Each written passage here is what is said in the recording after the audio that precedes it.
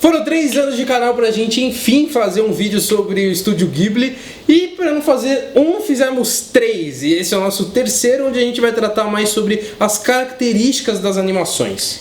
Porque elas são muito peculiares, abordam temas muito específicos, são recorrentes algumas coisas nela, algumas características específicas de traço, de tema, de personagem. Então a gente vai falar sobre tudo isso aqui.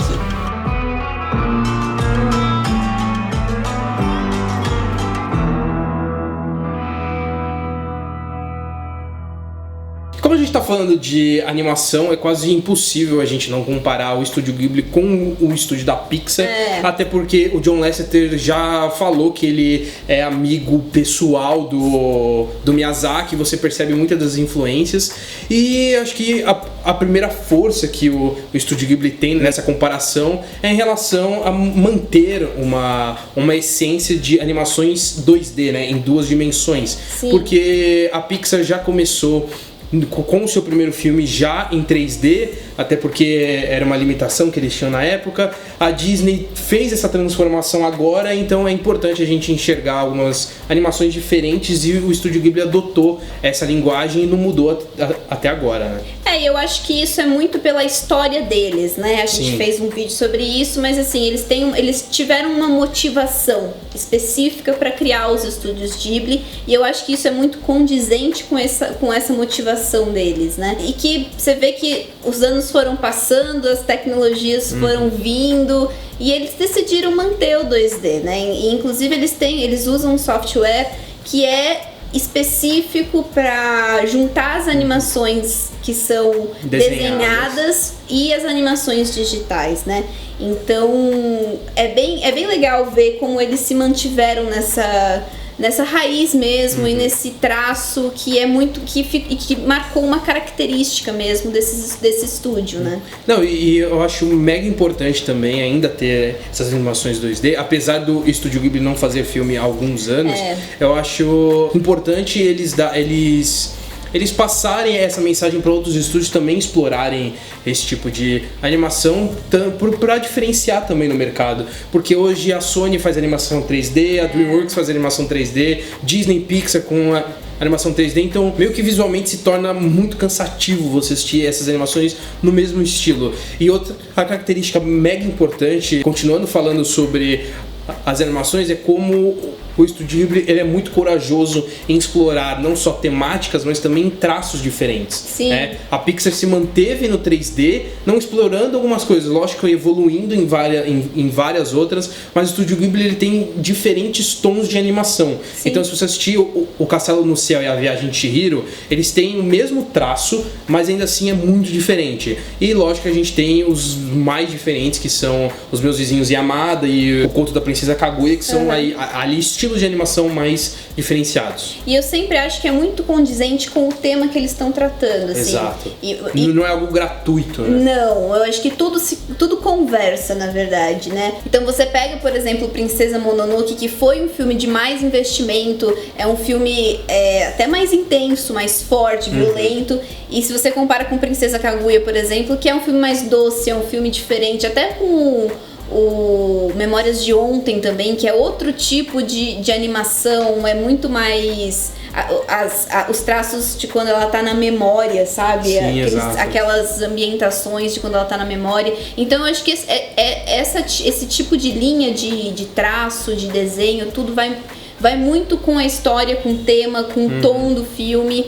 E, enfim, e até com o diretor, né? Porque total. Se a gente enxergar os filmes do Miyazaki e do Takahata, são muito diferentes. São não só estilos narrativos diferentes, como também a animação é muito diferente. Porque o Takahata ele tem essa característica mais pé no chão, são filmes muito mais firmes, mais realistas, que tratam de uma filosofia mais real, então ele trabalha muito com criança. Então o traço acaba sendo algumas vezes mais infantil, justamente por ele trabalhar com crianças, mas ainda assim são mais firmes, porque a narrativa precisa um pouco dessa conversa técnica. Enquanto do Miyazaki você tem uma exploração maior da fantasia, porque ele trabalha muito o simbolismo, a partir de personagens mais diferentes, mais esquisitos. Sim. Então você tem um traço mais livre, podemos dizer assim. E a maioria, por exemplo, a maioria dos filmes do Miyazaki tem animais, né? Tem, exato,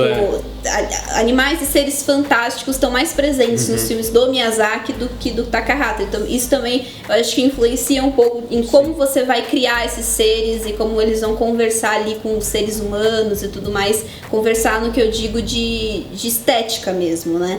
Então, realmente os estúdios Ghibli eles se mantiveram muito nessa pegada de vamos fazer filmes que sim dão show visual, porque dão show visual, mas sem precisar sem precisar apelar para grandes tecnologias para fazer o filme 3D que vai ficar super realista. Não, a pegada deles é outra. E puxando um pouco da comparação com a Pixar e da Disney, é que eles trabalham com cineastas diferentes, né? Então eles trazem diretores diferentes, apesar do Takahata e do Miyazaki serem os mais presentes, ainda tem alguns diferentes. Só que na Pixar eles precisam seguir uma fórmula, né? Então é sempre o mesmo estilo narrativo ou o mesmo estilo de animação do 3D, até porque provavelmente eles devem usar o mesmo sistema todos. Enquanto aqui no Estúdio Ghibli, cada diretor diferente se aproveita de um traço diferente ou de um estilo diferente. Então é bom você perceber como eles dão essa liberdade para conteúdos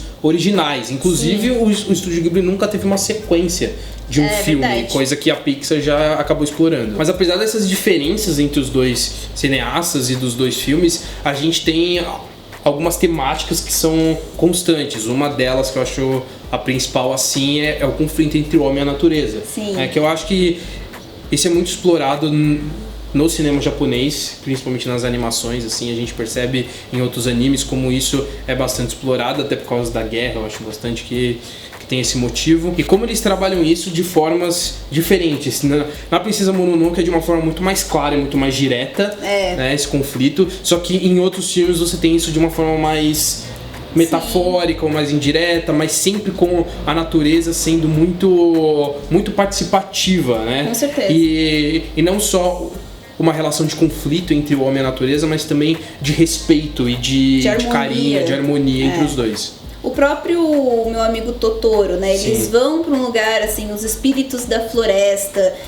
A natureza, ela sempre representa alguma coisa muito importante nos filmes, né? Então, até eu tô falando Memórias de Ontem muito aqui, mas é porque no Memórias de Ontem ele até tem essa citação de o que é viver no campo, o que é viver na natureza, sabe? Qual que é a percepção que a gente da cidade tem da natureza, que é muito diferente das pessoas que vivem no campo. Então, ele vai trabalhar essa questão, eles, né, vão trabalhar muito essa questão da natureza, às vezes com embate, às vezes com vamos refletir sobre, vamos acolher, vamos passar a falar sobre a natureza como parte da história, enfim, né, como é o Totoro. Você percebe isso muito em Ponyo também, né? Sim. Dessa relação justamente entre o homem e o animal da natureza que vem dos frutos da natureza para a terra. Então eu acho que esse trabalho de uma forma bem bonita. E outra característica aqui que a gente percebe e que pra mim é uma coisa muito bonita de ver é o quanto existem muitas protagonistas meninas e mulheres e sempre falando de uma questão de fase, de uma questão de amadurecimento. Eu acho que o Memórias de Ontem é o mais assim que vai tocar na questão do amadurecimento feminino específico, porque os outros ele basicamente faz uma questão eles vão trabalhar a questão do amadurecimento, mas numa proposta mais geral, só que colocam uma menina para protagonizar, o que eu acho incrível, é algo que a gente luta muito hoje em dia para que tenha, né? E eles já faziam isso desde aquela época, apesar dos estúdios Ghibli não terem mulheres diretoras, mas assim, já era um tipo de representação. É muito legal você ver no cinema, você vê uma menina representando uma história tão forte, sabe? E mais do que ter um protagonismo feminino, o interessante é ver quão diversas são essas mulheres. Você vai desde uma princesa Mononoke, que é assim, selvagem, forte, até mulheres como a princesa Kiki, como a Kiki,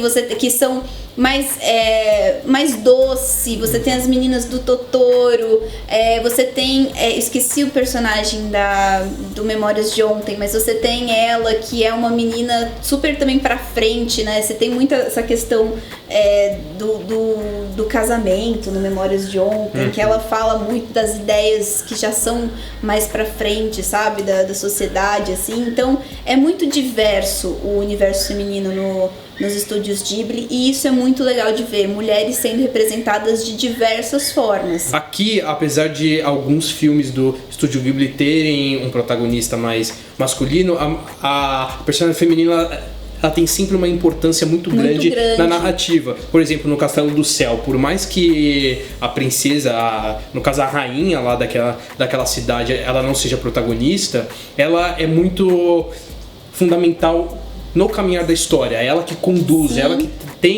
que segura a linha narrativa. Mas apesar de ela ser só a linha narrativa, você tem outra personagem feminina muito forte, que é a senhora lá que é líder do grupo dos piratas e que ela comanda tudo. Então, você pode não ter uma força tão direta no protagonismo, mas você tem de uma forma de coadjuvantes essa força. Então, essa questão do protagonismo feminino é bem importante, e eu já quero linkar para uma outra característica aqui, que também linka com mulheres e que está muito presente no Princesa Mononoke, é essa ausência do maniqueísmo. Então, não existe tanto essa questão do bem versus o mal. É muito mais complexo. No Princesa Mononoke você tem a vilã, né, que pode ser considerada vilã ali da história da natureza e tudo mais, mas ela também tem qualidades, ela também, né, tem uma casa que ela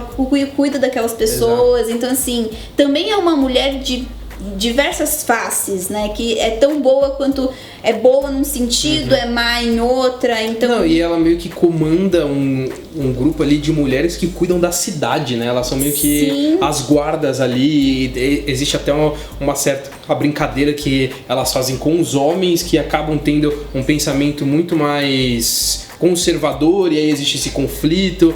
É muito interessante isso. E isso tudo é sinal de bom desenvolvimento e boa criação de personagens, né? Então, você tem o malvado, né? O papel da sombra, da pessoa que vai ser um antagonista, que na verdade ela não é vilã ou então tá fazendo maldade gratuitamente. Ela tem, por trás, ela tem algumas motivações, né? Coisas que a gente não vê tanto em filmes da Disney, ou então... Agora talvez um pouco mais, mas assim, era sempre muito maniqueísta, né? Tipo... porque assim, a gente tem que olhar um pouco pro Estúdio Ghibli, não como se fossem animações de hoje, mas animações de um tempo atrás. Então, no mesmo ano que estava sendo lançado um grande filme do Estúdio Ghibli, estava sendo lançado um filme da Disney, e você percebe uma diferença de amadurecimento muito grande.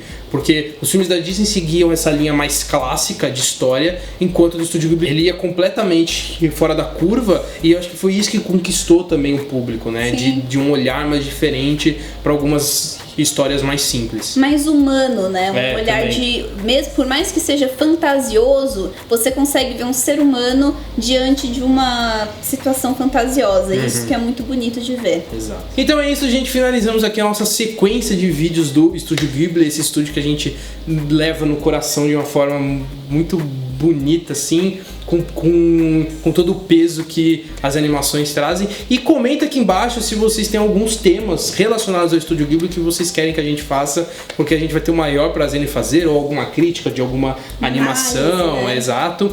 Então comenta aqui embaixo que a gente vai ler. E obviamente não se esquece de se inscrever no canal, curtir esse vídeo e vem aqui no primeiro comentário que vai estar fixado, onde a gente coloca todas as nossas redes sociais, incluindo o nosso podcast. Então é isso, um grande beijo pra vocês, até o próximo vídeo e corta!